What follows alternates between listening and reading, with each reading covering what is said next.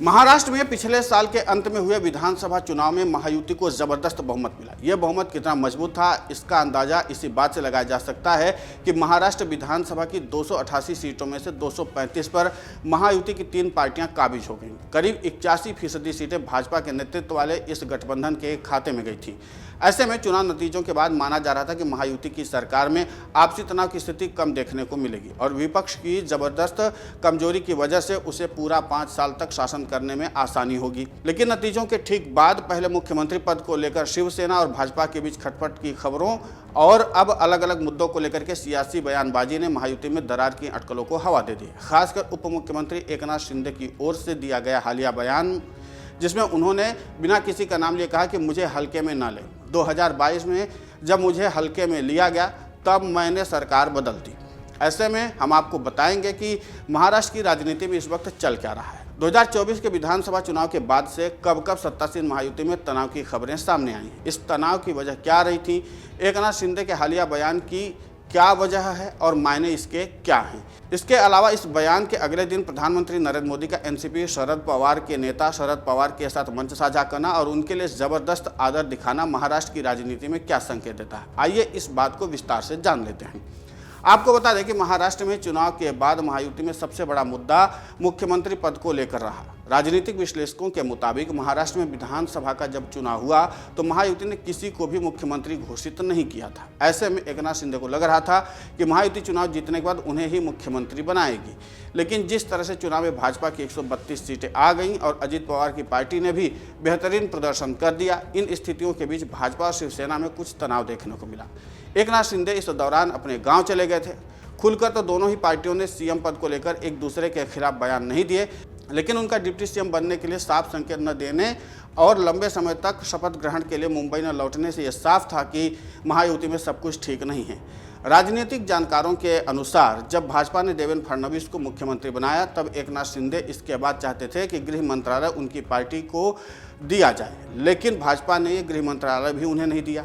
उनके कई अच्छे मंत्री जैसे दीपक केसरकर को भी भाजपा ने मंत्री पद देने से इनकार कर दिया। ऐसे में एकनाथ शिंदे को लग सकता है कि उन्हें महायुति में अलग थलग किया जा रहा है, क्योंकि अजित पवार की पार्टी के पास उतनी सीटें गई थी जितनी राज्य में भाजपा की सरकार बनाने के लिए काफ़ी थी। यानी अगर एकनाथ शिंदे सरकार में नहीं रहते हैं तो भी भाजपा अजित पवार की मदद से आसानी से सरकार चला सकती है। भाजपा और शिवसेना के बीच जिलों के प्रभारी मंत्रियों की नियुक्तियों को लेकर संघर्ष देखने को मिला। शिंदे गुट सत्ता के बंटवारे से असंतुष्ट नजर आया। महाराष्ट्र में कैबिनेट मंत्री की तरह ही जिलों के प्रभारी मंत्री पद को लेकर प्रतियोगिता रहती है। पिछले महीने ही महाराष्ट्र के मुख्यमंत्री देवेंद्र फडणवीस ने राज्य के 36 जिलों के प्रभारी मंत्रियों की घोषणा कर दी थी। इस बार विवाद मुख्यतः 2 जिलों में रायगढ़ और नासिक में नियुक्तियों पर केंद्रित रहा। महाराष्ट्र सरकार ने एनसीपी की अदिति तटकरे को रायगढ़ और भाजपा के गिरीश महाजन को नासिक जिले का प्रभारी मंत्री नियुक्त किया, लेकिन करीब 1 दिन बाद ही सरकार ने इस फैसले को वापस ले लिया। तब सामने आया था कि डिप्टी सीएम एकनाथ शिंदे इन नियुक्तियों से नाराज हैं, जो कि अपनी पार्टी से मंत्री भरत गोगावले और दादाजी भूसे को इन जिलों के प्रभारी मंत्री के तौर पर चाहते थे। बताया जाता है कि प्रभारी मंत्रियों की लिस्ट जाने के ठीक बाद ही एकनाथ शिंदे सतारा में कहा यह भी जा रहा है कि शिंदे की इस नाराजगी को खत्म करने के लिए ही फडणवीस ने बाद में रायगढ़ और नासिक में नियुक्तियों को टाल दिया। सीएम देवेंद्र फडणवीस ने बीते हफ्ते ही 20 से अधिक शिवसेना नेताओं की सुरक्षा में बदलाव किया था। उनकी सुरक्षा को Y+ श्रेणी से घटा दिया गया था। वहीं कुछ और शिवसेना नेताओं की सुरक्षा वापस ले ली गई थी। अक्टूबर 2022 में शिंदे के सीएम बनने के बाद जिन 44 विधायकों और 11 लोकसभा सदस्यों ने शिंदे का समर्थन किया था, उन्हें Y+ सुरक्षा कवर दिया गया था। रिपोर्ट्स की माने तो सीएम के मंत्रियों को छोड़कर बाकी सभी विधायकों की सुरक्षा घटा दी गई है। कई पूर्व सांसदों से भी सुरक्षा वापस ले ली गई। इनमें भाजपा और एनसीपी के कुछ नेता, शिवसेना से जुड़े लोग और अन्य सामाजिक कार्यकर्ता शामिल हैं। शिवसेना की तरफ से इस कदम को लेकर कोई प्रतिक्रिया तो नहीं दी गई, लेकिन मराठी मीडिया में एकनाथ शिंदे की नाराजगी की बातें सामने आई। मीडिया रिपोर्ट्स की माने तो पिछले महीने डिप्टी सीएम एकनाथ शिंदे ने नासिक मेट्रोपॉलिटन क्षेत्रीय विकास प्राधिकरण की बैठक छोड़ दी थी। इस बैठक को सीएम फडणवीस ने बुलाया था। रिपोर्ट्स में कहा गया कि बाद में शिंदे ने खुद इस विषय पर अपनी समीक्षा बैठक की। हाल ही में शिंदे ने मंत्रालय में एक नया डिप्टी सीएम का मेडिकल एड सेल स्थापित किया और अपने करीबी सहयोगियों को इसका प्रमुख नियुक्त किया। यह पहली बार है जब किसी डिप्टी सीएम ने सीएम रिलीफ फंड सेल के बावजूद ऐसा सेल स्थापित किया है। इस बात से फडणवीस के समर्थकों में भी बातें तेज हैं।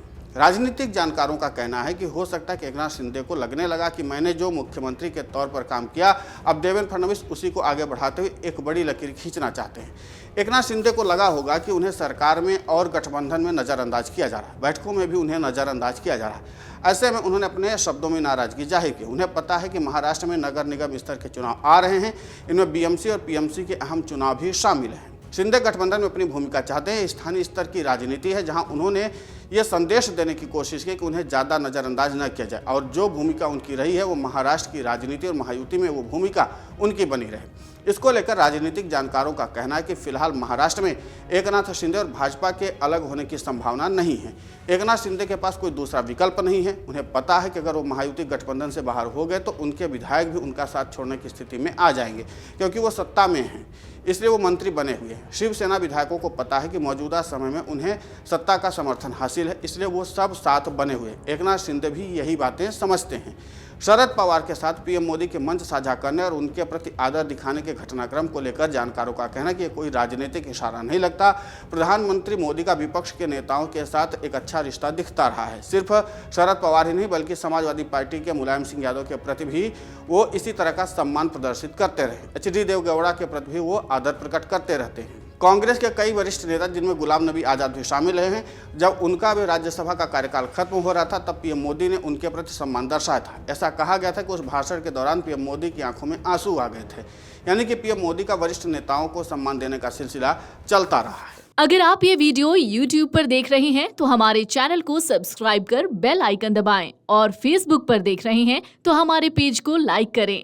8 मिलियन प्लस सब्सक्राइबर, आपके इस भरोसे के लिए बहुत धन्यवाद।